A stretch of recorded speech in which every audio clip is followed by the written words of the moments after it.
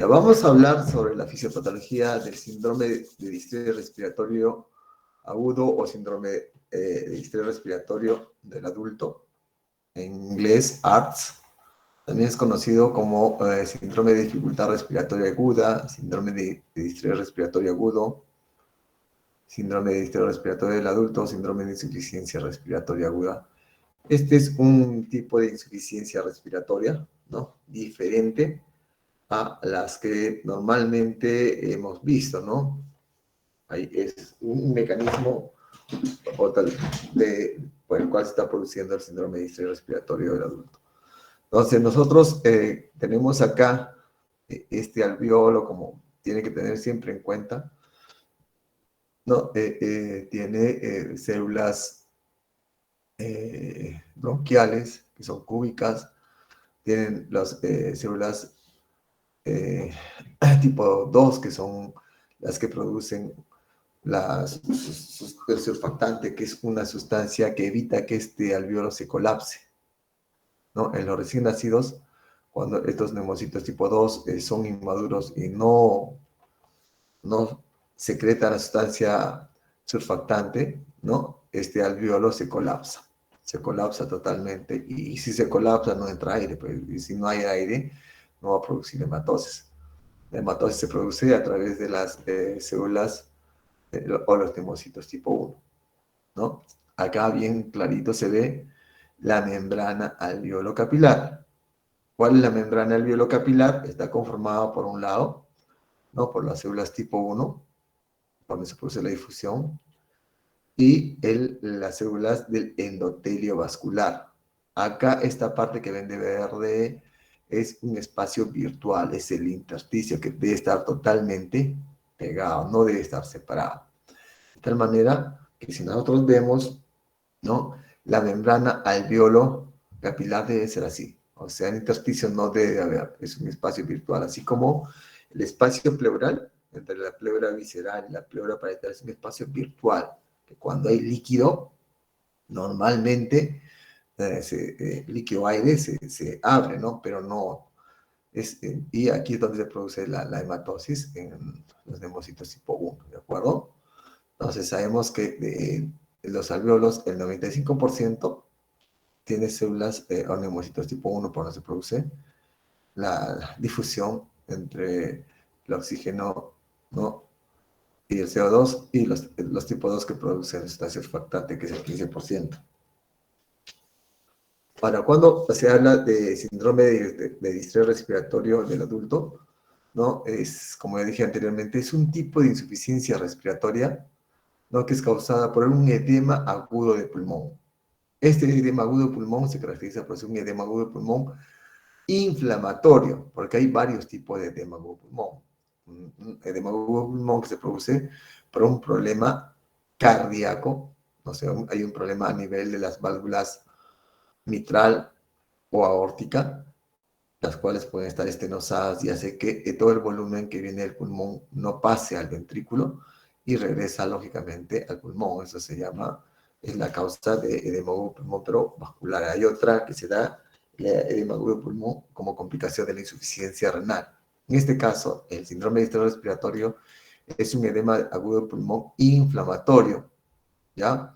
Que se caracteriza porque hay un aumento de la permeabilidad, ¿no? De los capilares, que va a llegar después a inundarse el espacio alveolar, ¿no? Por bastante secreciones, ¿no? Esto hace que se desarrolle un cortocircuito o shunt intrapulmonar, ¿de acuerdo? La característica del síndrome respiratorio del adulto es que van a tener siempre una hipoxemia bien severa, que van a ser resistentes a elevadas cantidades de FiO2, es decir, es hipoxemia severa, ¿no? Tú le vas a meter cantidades de FiO2 elevadas y no va a tener la corrección necesaria. También va a haber infiltrados bilaterales que comprometen 2/3 de ambos pulmones en la radiografía de tórax, y también disminución de la compliance tóraco-pulmonar. Si nosotros hacemos un estudio histológico de todos los alvéolos de este paciente que tiene síndrome de distrés respiratorio del adulto, se va a evidenciar que hay un daño alveolar difuso, ¿no? Caracterizado por membrana hialina, lógicamente, ¿no? Edema, necrosis de células alveolares y endoteliales. O sea, la membrana alveolo-capilar está dañada porque hay necrosis de las células alveolares y endoteliales, ¿no? En casos avanzados, lógicamente, va a haber signos de fibrosis organizada y proliferación importante de las células tipo 2 o linfocitos, de los neumocitos tipo 2, ¿no? Hay varios factores de riesgo que para desarrollar el síndrome de distrés respiratorio pueden ser, por ejemplo, de causa pulmonares y extrapulmonares. Entonces, toda patología, por ejemplo, una neumonía puede llegar a un síndrome de distrés respiratorio del adulto.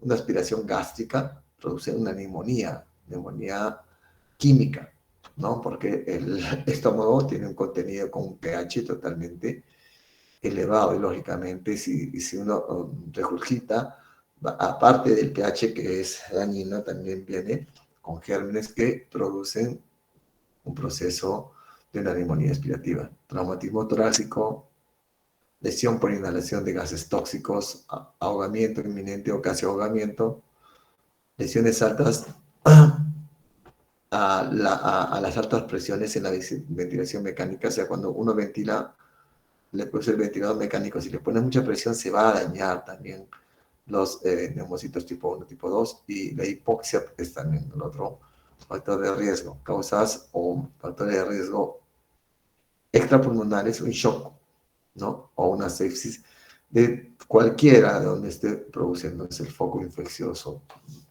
Un paciente que tenga, por decir, un abdomen, una apendicitis, que se convierte en, no lo operan a tiempo, se convierte en una peritonitis generalizada, entra en una sepsis foco abdominal, ¿no? Y va a comprometer también el pulmón, ¿no?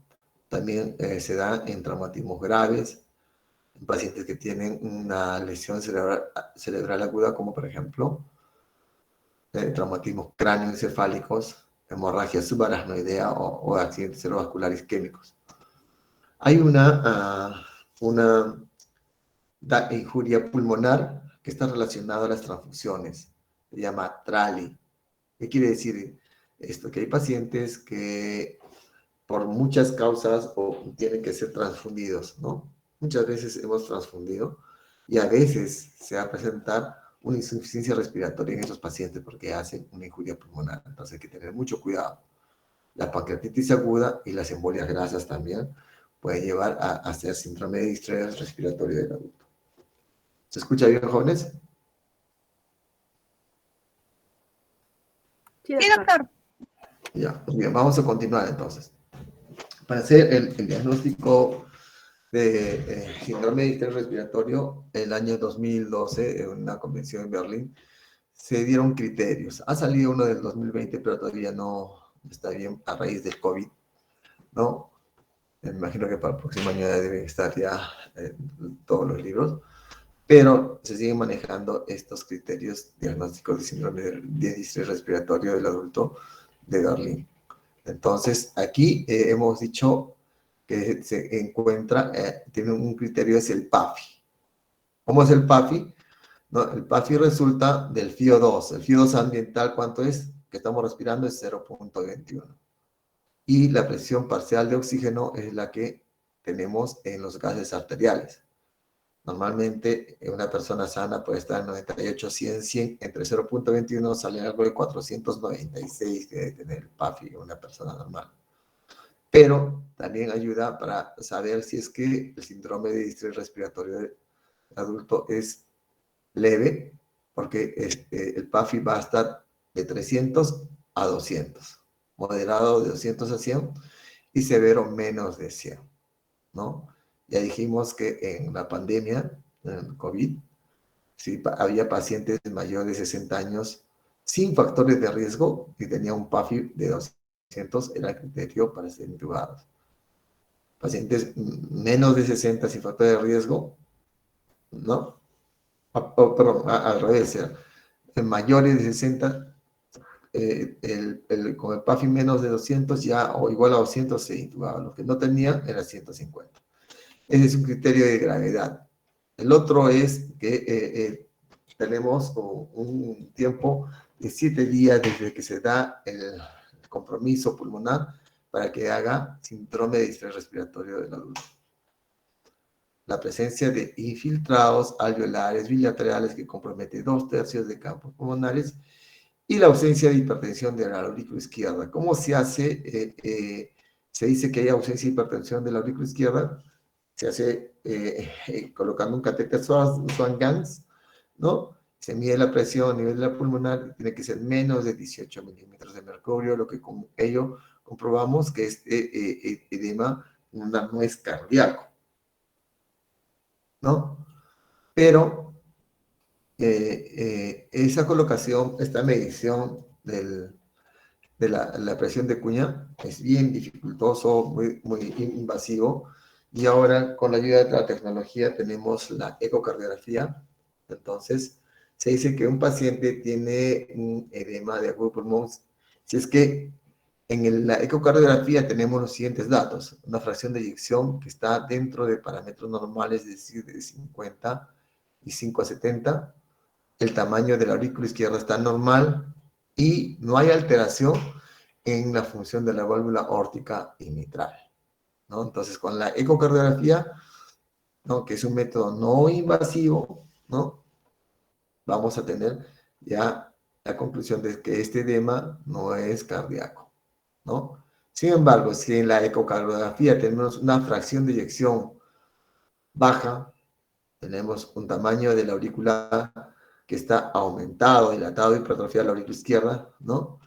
O hay alguna valvulopatía, estenosis o insuficiencia mitral o estenosis insuficiencia aórtica, entonces este edema pulmonar es como consecuencia de un problema cardíaco y no podría ser considerado un síndrome de distrés respiratorio del adulto. ¿De acuerdo?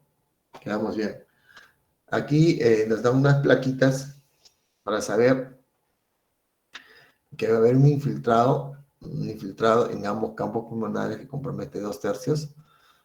Estos dos primeros de arriba son típicos de pacientes que tienen síndrome de distrés respiratorio del adulto. Y este de acá abajo es igual, también hay infiltrado con edema de pulmón, pero es por una ICC. ¿Cuál es la diferencia? ¿Alguien puede decirnos cuál es la diferencia?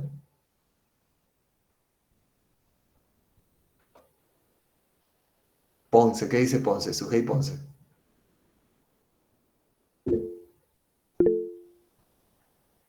¿A Jimena?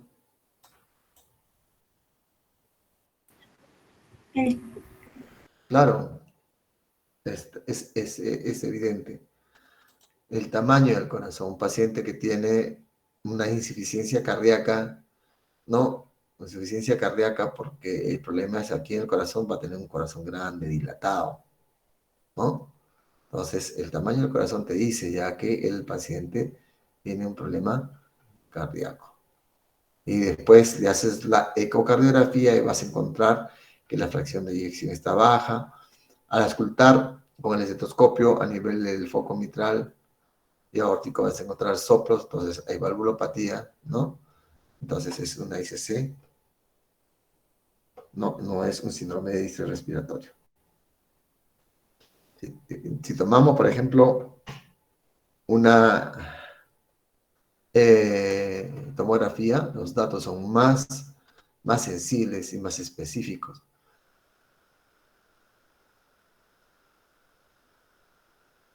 Y acá vemos que está todo el video ilustrado con la presencia de aire en los bronquios, el broncograma aéreo. Y aquí te das cuenta que hay una zona en donde no pasa absolutamente nada. Es una zona de atelectasia.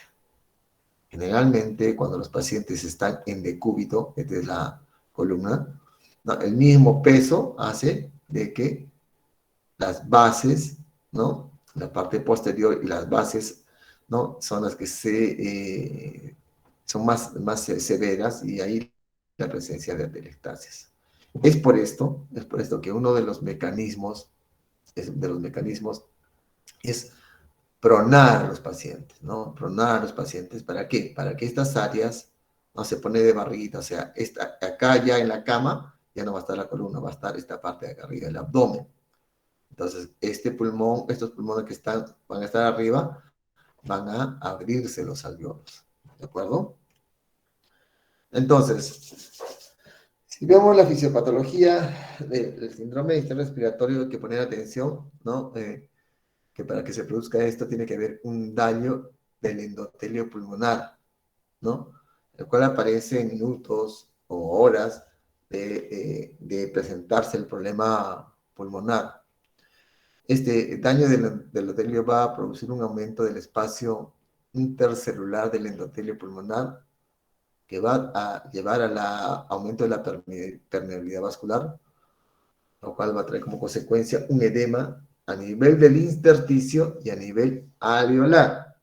O sea, si tú, esta imagen de acá, a nivel del intersticio, a nivel, un edema aquí. Ya lo vamos a ver, y acá del intersticial, ya lo vamos a ver posteriormente. ¿Ya? Entonces, este daño endotelial va a traer como consecuencia ese aumento de la permeabilidad vascular con formación de edema intersticial y alveolar, ¿no?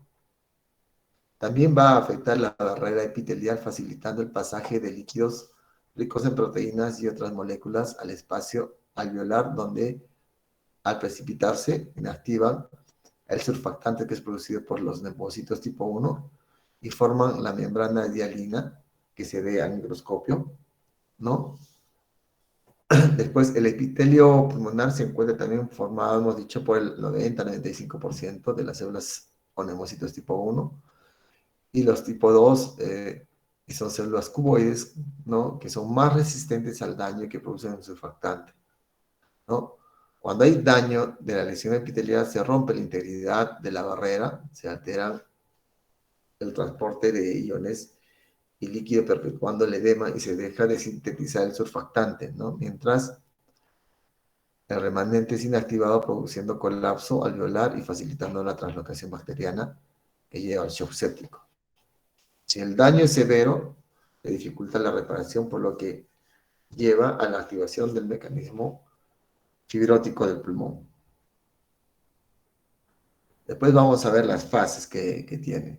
Después dice, luego del cuarto a séptimo día, de la fase exudativa, aparecen los mecanismos de resolución. El edema se resuelve por transporte activo de sodio y salida de agua a través de canales transcelulares. Las proteínas se remueven por difusión y las proteínas insolubles que forman la membrana hialina por endocitosis y transcitosis a través de las células epiteliales y alveolares y fagocitosis macrofágica posterior.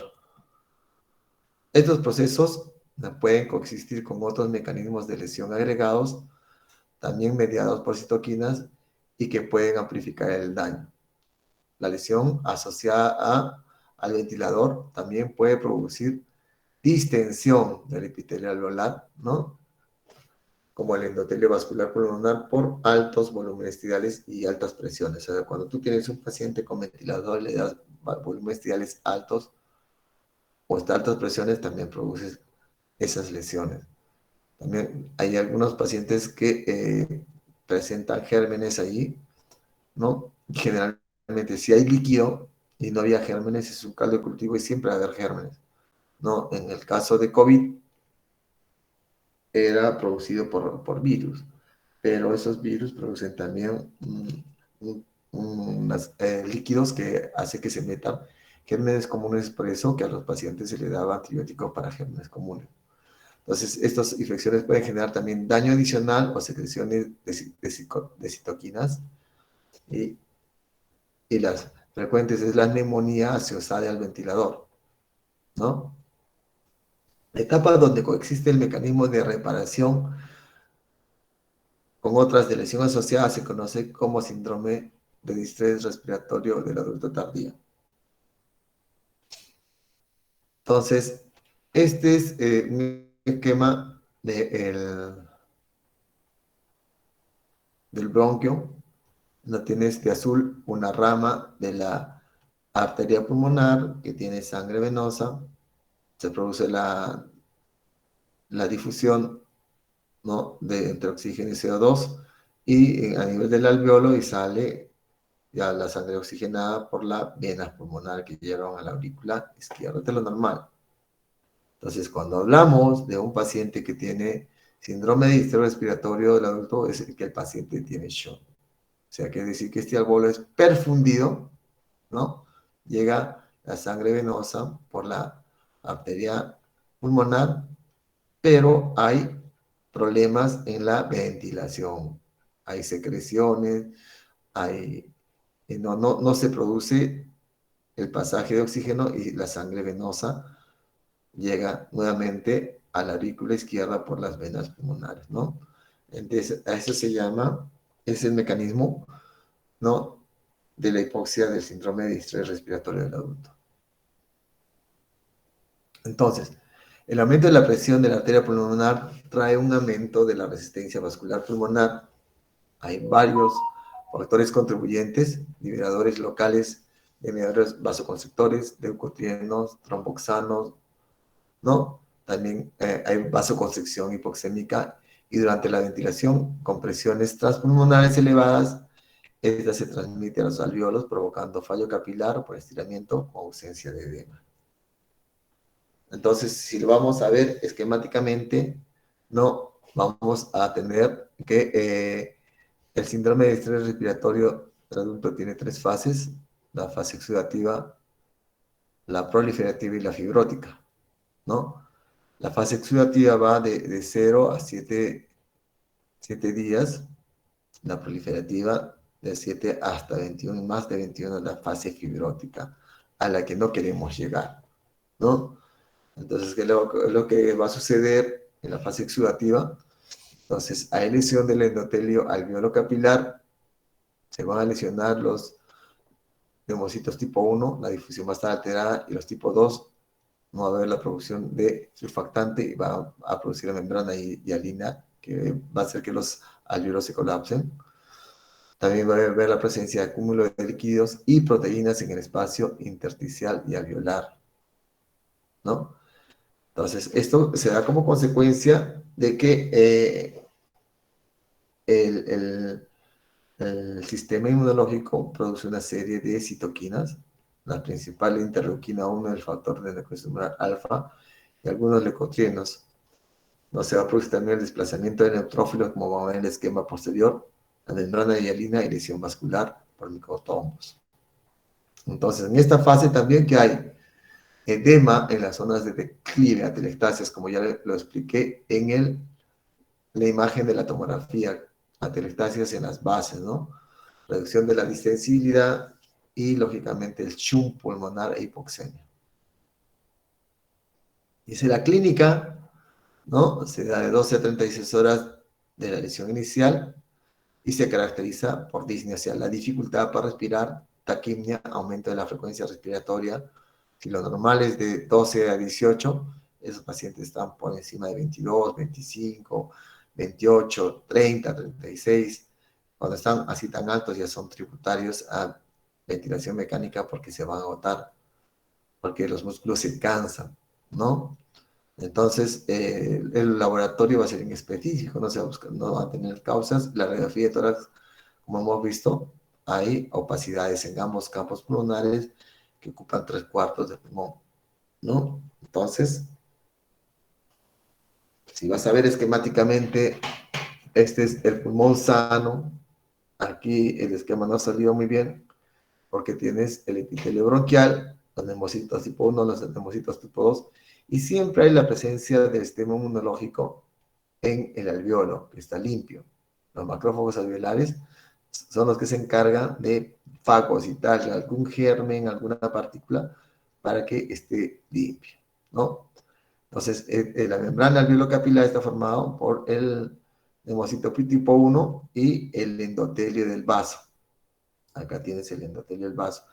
Este intersticio es muy grueso, de estar pegadito, el esquema de estar pegado acá. ¿De acuerdo? Arrancamos así. Entonces, ¿qué es lo que sucede en la fase exudativa? ¿No? la fase exudativa del síndrome de estrés respiratorio del adulto, entonces hemos dicho que muchas veces es producido por la infección, una neumonía, por decir, ¿no? Que es producido por una bacteria, por un hongo, por un virus, puede ser también un trauma, ¿no? Una aspiración de contenido gástrico, una quemadura que va a dañar al pulmón. Al dañar el pulmón se van a dañar el epitelio bronquial. Se va a dañar, y estas células, ¿dónde van a caer? Al alveolo. Todas dañadas van a caer al alveolo.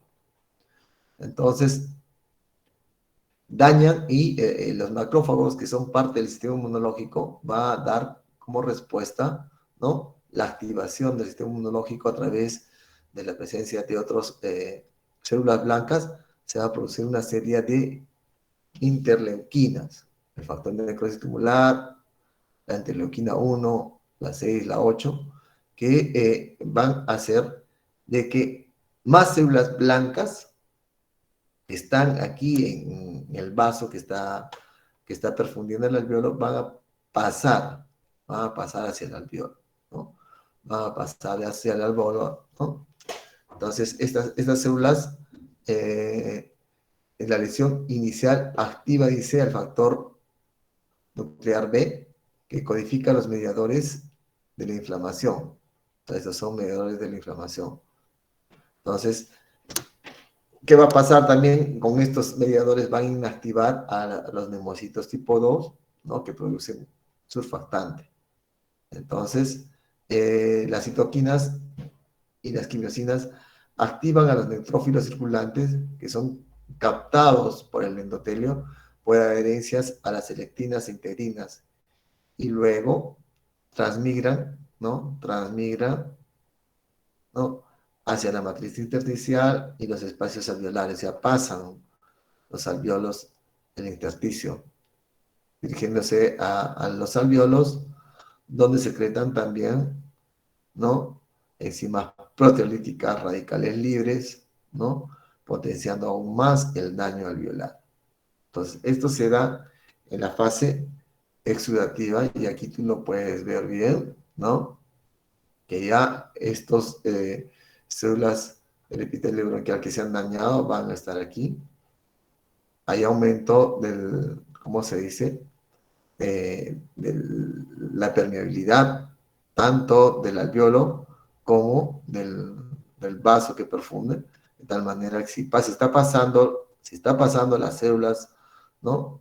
Va a pasar líquido también, ¿no? Va a pasar líquido al intersticio, va a pasar líquido al alveolo, y también este alveolo también va a tener bastante permeabilidad, que va a llegar al intersticio de todo el pulmón, ¿no? Asimismo, asimismo, a nivel de los vasos, como ya hemos visto, ya que ha pasado, hay una migración de los leucocitos, hay la migración también de líquido, también se produce trombos a nivel del vaso. Y si se produce trombos a nivel del vaso, eso va a tener muchos problemas. ¿Qué tal si este trombo está a este nivel? ¿No? Entonces, va a hacer que este alveolo no esté perfundido. ¿De acuerdo? Esto es muy importante, ¿no? En la fisiopatología del síndrome de distrés respiratorio del adulto, porque ahí tenemos que apuntar para dar el tratamiento. Por eso estamos estudiando la fisiopatología. Entonces, si tú tomas una radiografía en la fase exudativa, vas a ver la presencia de lesiones, ¿no? Eh, que ocupan ambos campos pulmonares, ¿no? 3/4 de ambos campos pulmonares. Después viene la fase proliferativa, ¿no? Donde hay una reparación pulmonar, entre comillas, ¿no? Los exudados alveolares se van a organizar, ¿no? Eh, Va a haber un predominio de los linfocitos y los macrófagos. Hay proliferación de los neumocitos tipo 2 que van a sintetizar ya el surfactante, ¿no? Y también se van a transformar en los neumocitos tipo 1. Entonces, esta es la fase de recuperación, la fase proliferativa, ¿no? Hay evidencias que el paciente tiene una mejoría clínica y va a empezar el destete del ventilador mecánico, ¿no? Algunos pacientes van a continuar, lógicamente, con lesión progresiva pulmonar y esto, si no se logra, va a pasar a la otra fase que es la fibrosis, que es la que no queremos, ¿no?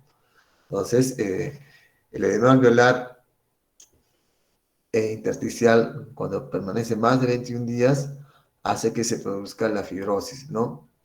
O sea, va a haber una alteración de la arquitectura acinar, ¿no? Grandes ampollas, proliferación de la íntima, oclusión vascular, lo cual va a terminar en una hipertensión, hipertensión pulmonar. Entonces, cuando hay fibrosis, ya el paciente tiene riesgo a sufrir neumotórax. Lógicamente, si está fibrótico va a tener menor distensibilidad pulmonar y si es así, el espacio muerto va a crecer. Entonces, el apoyo de ventilación mecánica u oxigenoterapia complementaria va a ser necesaria porque el pulmón está fibrótico. Lógicamente, en esta fase de fibrosis, la morbimortalidad es elevada, ¿no? Entonces, estamos en esa fase, por ejemplo, fase exudativa, pasa a la proliferativa, lógicamente se comienzan a ordenar, a disminuir todo el líquido que tiene, como se dice, el alveolo, ya comienzan a aparecer los neumocitos tipo 2 que producen la sustancia surfactante, los neumocitos tipo 1, entonces van a disminuir, ¿no?, el líquido que hay aquí en el alveolo, lógicamente también en este intersticio, ¿no?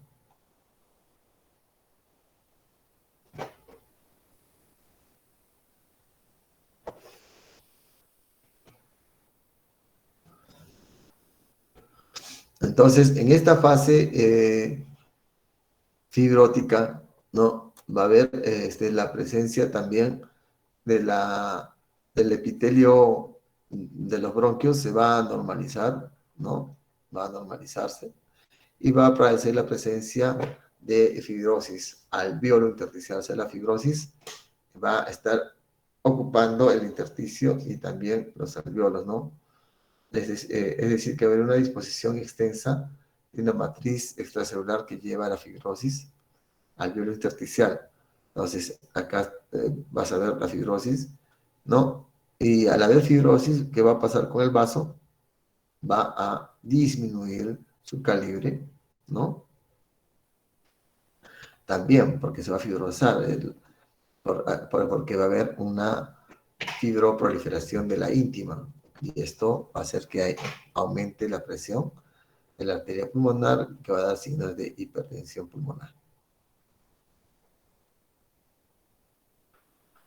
Entonces, estos son los mecanismos fisiopatológicos que estudiamos en la insuficiencia respiratoria, ¿no? Una pregunta, ¿cuál sería el mecanismo fisiopatológico del síndrome de distrés respiratorio del adulto? ¿Quién me responde? ¿Algún voluntario? El efecto Chung. El efecto Chung, ¿no? Entonces, es el efecto Chung. Entonces, es lo que ha pasado, ¿no? Aquí sí se ve bien la membrana alveolo capilar, está chiquitita, ¿no? El pulmón está lleno de células bronquiales, de los neumocitos, ¿no? Tipo 1, tipo 2, está lleno también de células blancas que han salido de acá del vaso, han invadido el alveolo, el líquido también ha invadido el alveolo y el intersticio. Entonces, está produciendo un cortocircuito. ¿Qué quiere decir? Que no puede pasar oxígeno hacia esta membrana alveolo-capilar. Es por eso que se presenta el Shunt. O sea, la sangre venosa de la arteria pulmonar va a seguir siendo venosa, ¿no? Va a pasar a la aurícula izquierda sin poder, como se dice, ser oxigenada. Aquí la gradiente alveolo arterial es aumentada a más de 20 porque el daño es a nivel pulmonar, ¿de acuerdo? Entonces, esto es lo que pasa, ¿no? ¿no? Acá ves el alveolo que está lleno de secreciones, de células, ¿no? Y el oxígeno no pasa, se regresa. Y si a eso le agregamos que a nivel de los vasos que perfunden los alveolos hay la formación de trombos, peor todavía, ¿no? Es por eso que uno de los efectos característicos del síndrome de distrés respiratorio es que si tú le das oxígeno no va a mejorar, ¿no? O la mejoría es escasa, ¿no? No es cuando el paciente tiene una insuficiencia respiratoria porque está en la altura, disminución de oxígeno, le pones oxígeno mejora. O hay una hipoventilación porque el paciente, por ejemplo, se intoxicó con diazepam, le colocas flumacenil, que es un antídoto, se revierte y comienza a ventilar bien, sin necesidad de aumentar el oxígeno. O alteración de la difusión, mejorando también, se mejora también con oxígeno, ¿no? Entonces, ahora, ¿qué vamos a encontrar en el laboratorio de los pacientes que tienen síndrome de distrés respiratorio del adulto? El hemograma. Es importante sacarlo porque el hemograma, si está con leucocitosis, te indica que hay una infección, ¿no? O si está, lo normal de los leucocitos en el hemograma es de 5.000 a 10.000, si está con 12.000, 13.000 leucocitosis. Si está con desviación izquierda, es una infección, porque también un problema de traumatismo cráneoencefálico, ¿no? También puede producir una leucocitosis. Los electrolitos también te ayudan, ¿no? ¿Qué pasa si los electrolitos están elevados del potasio?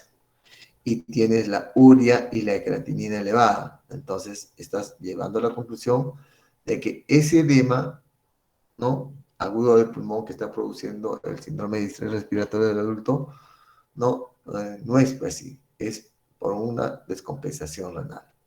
Entonces, tienes que descartar, es por eso que hay que pedir electrolitos y pruebas de función renal, urea, creatinina.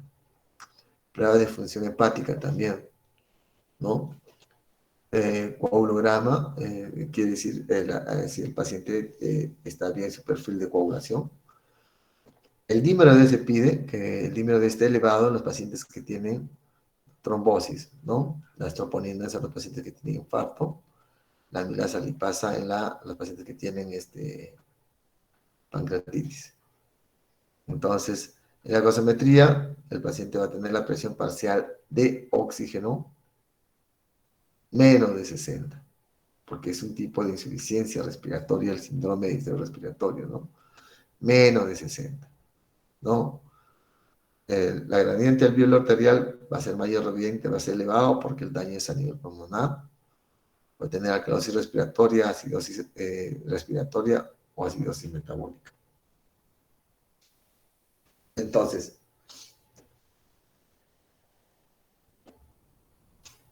en cuanto a la heterogeneidad de la mecánica pulmonar, la, los exámenes de ayuda diagnóstica son muy importantes, ¿no? Por ejemplo, en la radiografía de tórax procede la presencia de velamientos a nivel de ambos campos pulmonares, ¿no? A veces se puede evidenciar también la presencia de atelectasias dorsales, que consiste con el infiltrado, ¿no? También va a haber colapso dorsal, que se da por el mecanismo gravitatorio, lo que dije, ¿no? Generado por el peso del pulmón suprayacente junto a la compresión generada por las estructuras rígidas, la columna vertebral por un lado y por otro lado el corazón, generalmente dematizado y agrandado en los pacientes con síndrome de distrés respiratorio. El colapso también se da por inundación alveolar, por líquidos proteináceos del edema que está en los alveolos, ¿no? Entonces acá ves una radiografía, ¿no? Donde ves las opacidades, es en ambos campos pulmonares. Lógicamente, si tuviese un corazón grande, te entra la duda que probablemente este edema puede ser causado por un problema cardíaco. Entonces ya descartaríamos el síndrome de distrés respiratorio del adulto. Aquí, la tomografía que mostramos inicialmente, pulmón sano, ¿no? Una hiperdensidad, ¿no? Como vidrio esmerilado y aquí la presencia de una atelectasia. Y si hacemos una ecografía, vamos a ver las líneas B o colas de cometa. ¿Tú ves? No, eso quiere decir que está mal. Lo que debíamos ver son unas líneas que se reverberan el diafragma. Aquí no están. Entonces, es importante hacer estudios, ¿no? En los pacientes que tienen síndrome de distrés respiratorio del adulto, ¿no? A hacer una tomografía de cerebro para ver si es que no hay problemas allí, la ecocardiografía para descartar si hay problemas en un corazón, si hay un problema séptico en abdomen, tomografía también. El electrocardiograma es importante porque hay pacientes que tienen infarto agudo de miocardio, entran a falla cardíaca y hacen edema agudo pulmón, entonces descarta el síndrome de distrés respiratorio. Algunas arritmias cardíacas con el EKG, lógicamente, porque hay pacientes que tienen taquiarritmias en donde el corazón late más de 160 y lo que hace es que se cansa y falla el corazón, ¿no? En microbiología hemos dicho que si bien es cierto, por ejemplo, algunas veces es desencadenado por un germen, una neumonía por germen, es importante sacar el esputo o si está intubado, la aspiración bronquial para saber, ¿no? Con el gran, ¿qué tipo de germen es? ¿Gran positivo o gran negativo? Y con eso indicamos el antibiótico. El gran positivo, antibiótico para gran positivo. Si es para gran negativo, para gran negativo, porque recuerden que el examen sale en 4 días, hay que hacer el cultivo y después el antibiograma, ¿no? Después la broncofibroscopía nos ayuda a sacar muestras de más adentro, más fiables, a través del lavado bronquial alveolar o un cepillado bronquial, y también ayuda a dar tratamiento específico. ¿Cuándo da tratamiento específico? Cuando hay por ejemplo, una telectasia, ¿no? Por un tapón mucoso. Se entra con el fibroscopio y se saca el tapón y mejora la ventilación. Entonces, ya hemos conocido la fisiopatología del síndrome de distrés respiratorio del adulto. Es importante recalcar que, por ejemplo, en esta pandemia de COVID, ¿no? En la pandemia de COVID, el que produce es un virus. El virus hemos dicho que no tiene cura, no hay ningún antibiótico. Los gérmenes, las bacterias sí son curadas porque le colocas un antibiótico, a veces son resistentes, y le colocas otro antibiótico mucho más potente y mejora, ¿no? Sin embargo, todas estas secreciones que invaden este alveolo, ¿no? Cuando es producido por virus son totalmente asépticas. Sin embargo, ¿no? Con el pasar de los días se meten gérmenes comunes y alteran más esto, ¿no? Alteran más ya. Entonces van a ponerse en contacto con el sistema inmunológico y va a haber mayor cantidad de secreción de interleuquinas que va a producir todo eso, ¿no? La vasodilatación, ¿no? De los capilares, ¿no? De los alveolos, va a haber mayor líquido, ¿no? Aquí en el intersticio, en el alveolo, entonces es contraproducente. Entonces, conociendo esto, la fisiopatología, nosotros tenemos que saber cuál va a ser el tratamiento. Uno de los tratamientos, hemos dicho, es colocar en prono. Y si alguien ha tenido algún familiar, ¿no? Un familiar que ha estado en COVID y ha estado despierto, le decían, colócate boca abajo lo más que puedas. Esa era la indicación de prono vigil, ¿no? Porque el paciente estaba lúcido y él mismo se ponía en prono, boca abajo. ¿Por qué? Porque la parte de la base del pulmón está pegada con la columna. Cuando se pone el paciente boca abajo, va a quedar hacia arriba y los alvéolos que pueden estar colapsados se van a abrir y van a ventilar mejor. Ahora, si el paciente está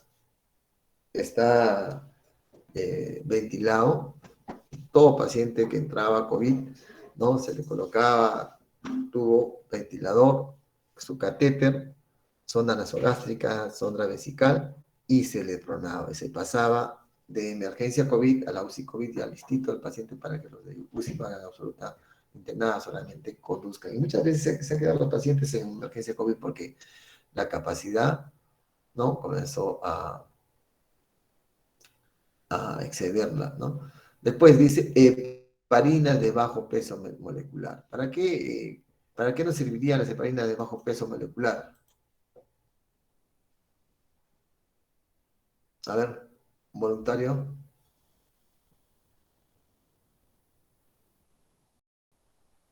Acá está más o menos resumido el daño de la fisiopatología del síndrome de estrés respiratorio. Entonces, las heparinas de bajo peso molecular sirven pues para evitar esto. ¿Quién respondió? ¿Quién levantó la mano? Ya, a ver, Jimena.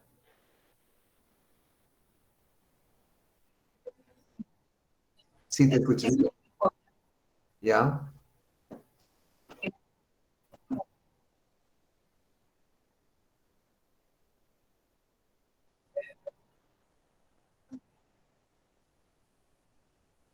Ya, más o menos, está bien, está bien. Si tú te recuerdas la fisiopatología, ¿no? No solamente en el síndrome de estrés respiratorio producido por el COVID o producido por un germen, ¿no? Hay una formación de trombos, ¿no? En el capilar que está perfundiendo este alveolo.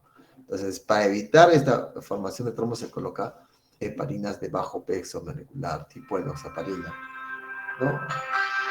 Se podría colocar, ¿no? Se podría colocar las heparinas no fraccionadas, pero este es mejor porque no tiene efectos colaterales. Y lógicamente el oxígeno hay que darle. A ese paciente hay que darle oxígeno. Si el paciente está tolerante, es leve, ¿no? Se le da oxígeno por máscara reservorio. Pero generalmente estos pacientes que tienen síndrome de distrés respiratorio, ¿no? De distrés respiratorio desde el adulto llegan a ventilación mecánica, o sea, hay que darle oxígeno. Los corticoides, ¿no? Tipo de dexametasona, hidrocortisona, ¿por qué damos? Porque si tú ves, hay la presencia, ¿no? De que estas células que pertenecen al sistema inmunológico no produzcan interleuquinas. Interleuquinas. Entonces, ¿qué producirían los neutrófilos? ¿Quién me puede ayudar? Los neutrófilos, los corticoides. Inflamación. Evitan la inflamación, lógico. O sea, lo que van a hacer aquí es que los glucocorticoides, ¿no? Van a evitar que se produzcan más interleuquinas, ¿no? ¿No? Más interleuquinas. Y como ya dije, acá dice antibiótico de amplio espectro, ¿no? En el caso de COVID, era producido por virus, no era necesario, pero si es producido por una neumonía, este síndrome de estrés respiratorio es producido por una neumonía, por un germen, entonces hay que indicarle el antibiótico ideal. Para eso haces el gram. Si es un gram positivo, vancomicina.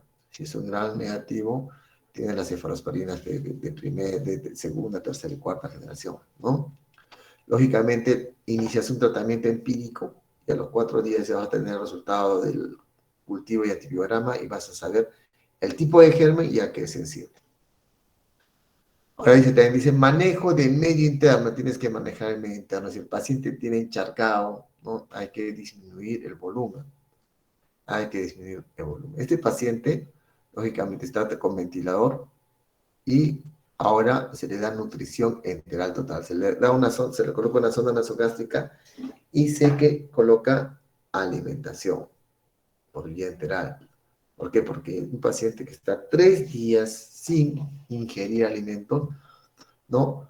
Va en deterioro de su sistema inmunológico. ¿Por qué? El sistema inmunológico es celular, mediado por leucocitos, ¿no? Linfocitos, T, ¿no? Los killers, ¿no? Y también es humoral, por inmunoglobulinas. Entonces, las inmunoglobulinas son proteínas.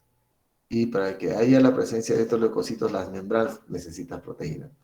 Y para que se forme una proteína, necesitamos de aminoácidos esenciales. Los aminoácidos esenciales tienen que entrar por la dieta, ¿no? Entonces, por eso es importante. Estos pacientes que tienen síndrome de distrés respiratorio del adulto tienen que usar ventilación mecánica protectiva. ¿Qué quiere decir? Volúmenes tidales bajos. Este es el alveolo. Si tú le das alto volumen, ¿qué va a pasar? Como ya hay, como se dice, eh, hay pasaje de líquido al intersticio, o sea, no hay una buena permeabilidad, ¿no? Entonces, si le mete más presión, puede estallar este volumen o presión, puede estallar alveolo y producir barotrauma. Es por eso que se da un volumen bajo de 4 a 6 y también presión también baja, ¿no? A estos pacientes se hace también la maniobra de reclutamiento. ¿Qué quiere decir? Se les da unos PIP, ¿no? Con altas presiones para que estos alveolos que están colapsados se abran. Como última medida, si es que no mejora el paciente, se puede pasar este paciente a una oxigenación por membrana extracorpórea conocida como ECMO, ¿no? O sea, sale la sangre, por un lado va a un aparato que saca todo el CO2, se mete oxígeno, pero es aquí en Perú, creo que solamente en Lima hay 2 lugares, es demasiado costoso y tiene muchas complicaciones. Entonces, como ven aquí, este es el tratamiento del síndrome de distrés respiratorio del adulto de acuerdo a su fisiopatología. ¿Alguna pregunta, jóvenes?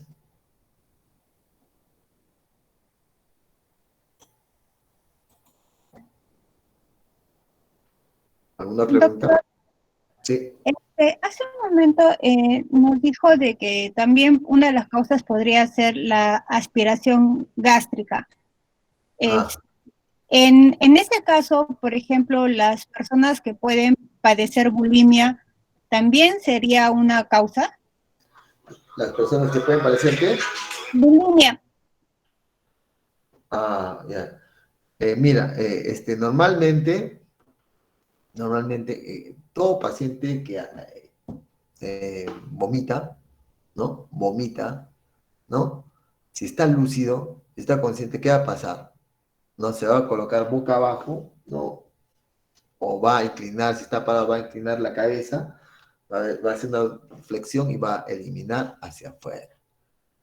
Pero si el paciente está echado, si es un viejito que no puede incorporarse, si tiene compromiso de la motilidad, va a vomitar, pero hay bastante posibilidad de que se aspire, ¿no? Solamente en esos casos, porque los que tienen los que vomitan, esa gente vomitadora, ¿no? Están lúcidos, esos van a botar, no se van a aspirar. Solamente los pacientes que hemos dicho que tienen esas condiciones se aspiran. Y si se aspiran, recuerda que vas a producir una neumonitis química. ¿Por qué? Sí. ¿Por qué? Porque el pH, el estómago tiene un pH ácido, ¿no? Y va a pasar al sistema respiratorio y va a activar toda esta cascada, ¿no? Va a entrar en contacto con los eh, macrófagos, va a producir las interleuquinas y va a producir toda esa fase exudativa, la proliferativa, etcétera, ¿no? Ahora, si tiene gérmenes, peor todavía. ¿Alguna otra pregunta más? Doctor, disculpe, ¿por qué la fibrosis produciría neumotórax? ¿Por qué produce neumotora? ¿Por qué? Porque mira, el pulmón se pone más rígido, más rígido y, pues, si tú lo vas a ventilar, se va a romper, ¿no? O sea, si tú estás acostumbrado, por ejemplo, a meter un volumen al bajo y le vas a aumentar un poquito más, se va a romper, ¿no? Porque esos pacientes que reciben, por ejemplo, 4 a 6 mililitros por kilo, va a hacer que desature porque el pulmón no va a estar muy elástico. Vas a desaturar, ¿no? La presión parcial de oxígeno va a disminuir.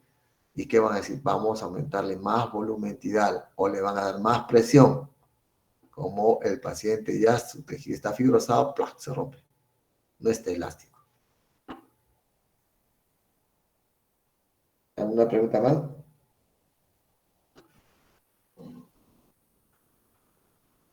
¿Preguntas, jóvenes? Entonces, recuerden, ¿no? Conociendo a La fisiopatología puede sacar lo necesario para tratar el síndrome de distrés respiratorio del adulto. Ya, si no hay preguntas, quedamos hasta aquí. No hay más preguntas, Jonas, ¿no? No, doctor, ya, sí, ya no hay ya más preguntas. Ya, listo. Quedamos entonces. Hasta la próxima. Muchísimas gracias, doctor. Ya, Gracias, chao. doctor. Buenas noches.